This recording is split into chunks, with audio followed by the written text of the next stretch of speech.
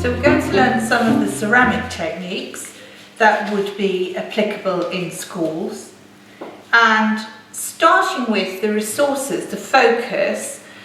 This range of activities is going to be linked again with the cultural project, and masks is a very popular topic, masks, faces, heads, to develop in schools.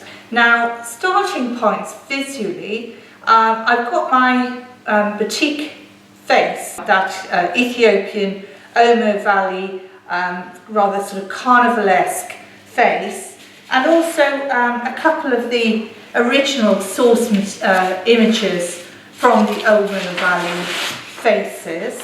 Also some ceramic cultural masks. So this one is from India, it's from southern India, it's a Kathakali mask, and versions of this are used in performance. And it's got a kind of a background headdress, and then the face is modelled and built up. Very vivid colouring. This is a little Greek mask, and this one is a South American Peruvian mask, and it is made out of a terracotta clay, fired at about 1000 degrees, and that has been originally modelled, and then it's been made in the mould. But also, like this one, it's got this kind of back headdress, so that's the design I'm going to go for. If you are firing the clay, it's very important that there are no air bubbles in the clay, as they can cause your piece to explode. So very, very simple method is, and these techniques are called wedging, just to slice through the clay, carve out any air bubbles, and there are other methods like the spiral wedging. So we'll move on to the next stage, which is to roll out the clay. Now, as you can see, the clay does stick, and to prevent sticking, I'm going to roll out on some hessian, and I'm going to roll out with a couple of rolling guides just to make sure that it stays of an even consistency. If you've ever made pastry, you should be fine. So this is my shape. I've roughly drawn out my face. Right, so I've just cut that out, and this is my base.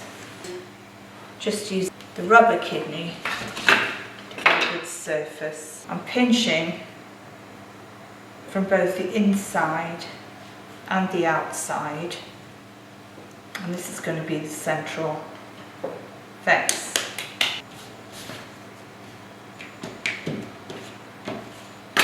And then if I want a really smooth edge, take the rubber kidney and go over it. You may not want a smooth surface, but it's good to know how to get it if you do. So that almost burnishes the clay. So in order to glue one piece of clay to another, we use clay glue, which is called slip. And slip is basically liquid clay. The way that I prefer is you just make it as you need it. So you just literally make a little clay pot. Into that goes some water with a stubby brush. You make up a slip. So where I've marked, and this is particularly important if you are going to be firing the work, I'm going to score and slip. Now, just to get you in the habit of it, I'm going to just cut a circle out. That means that when I put my head on top of the base, I'm not sealing in air, which can expand and blow up in the kiln. Now I'm going to just take the brush, just join up any cracks. Now this method with the slab, this base is called slab, and the method that I've just shown you, making up the clay glue, the slip, you can make assemblage pots or sculptures using those combinations, cutting the slab to shape and adhering it with the slip. And you can make quite large scale, quite complex shapes using this method. So to start with, model the nose.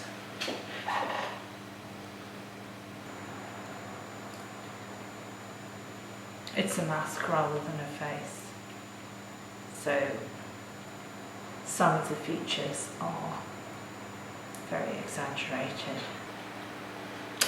The next technique to be added to the mask is coiling, and I'm going to use coiling to create these snake-like, tendril-like additions to the headdress.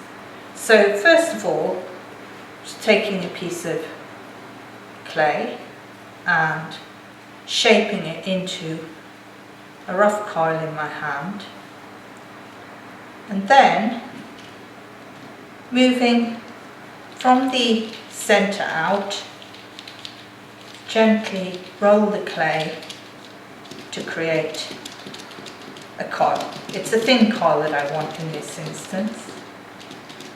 Now, coiling can be used for creating very large scale pots. If you look at the ceramics of Grace and Perry, most of those structures and pots are made using coiling. So it's a very versatile technique.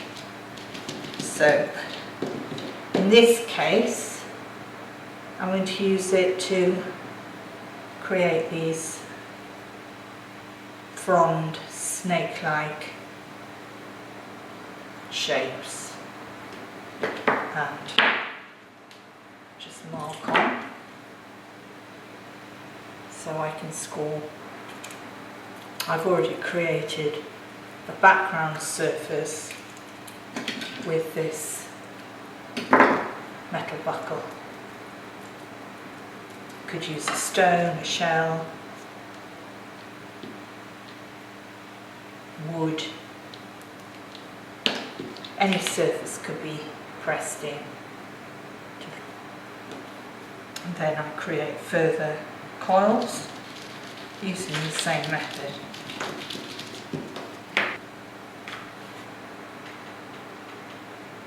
And there it is, my Medusa mask.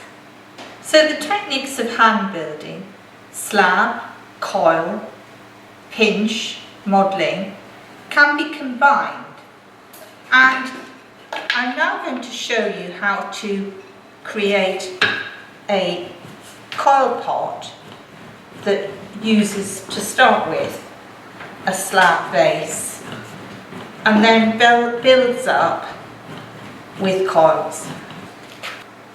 Now, slab can be used to assemble flatware, so I can roll out my slab, cut it up with templates and assemble some flat pieces, sculptural pieces or pots. But in this case, I'm just using the slab as a base, and I will then build on using the coil technique that I showed you in the masks.